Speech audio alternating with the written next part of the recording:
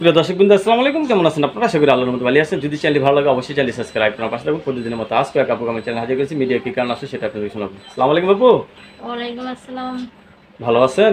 জি আলহামদুলিল্লাহ আছি মোটামুটি ভালো। রাত্রে ঘুমান নাই? হ্যাঁ ঘুমাইছি।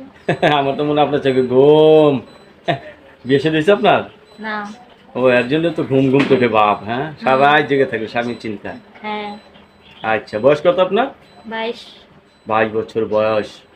বিয়ে শাদী আসে না নাকি? বিয়ে সাথে আসছিল, যৌতুকের জন্য বিয়ে হয় না। যৌতুকের জন্য বিয়ে হয় না, হ্যাঁ। আসছিল না? হ্যাঁ। যৌতুক কত টাকা চায়? অনেক টাকা চায় অনেক নাকি? টাকা চায় যৌতুক। ফ্যামিলিতে আমাদের তো সেই সামর্থ্য নাই। ফ্যামিলিতে বাবা মা আছে নাকি? বাবা নাই, মা আছে। তো মা আর কত টাকা যৌতুক দিবে? মাটা অসুস্থ। ও, মা আবার অসুস্থ।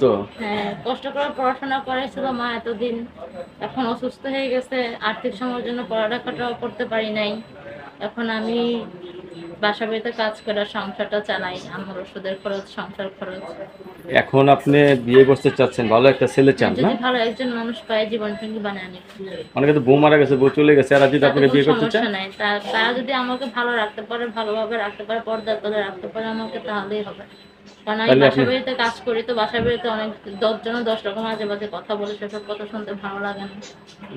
এ কথা শুনতে আর ভালো লাগে না? না। স্বামী থাকলে যে কথাটি শুনতে হতো না? না, স্বামী থাকলে স্বামীর কাছে থাকতাম। স্বামী থাকলে স্বামীর কাছে থাকতেন, সুখে সংসার হ্যাঁ। করতেন, হয়তো রান্না বান্না করতে একটু কষ্ট হইতো। রান্না বান্না করতে কষ্ট কি, জীবনে বেঁচে থাকতে গেলে তো খাওয়ার জন্য রান্না বান্না করতেই হবে।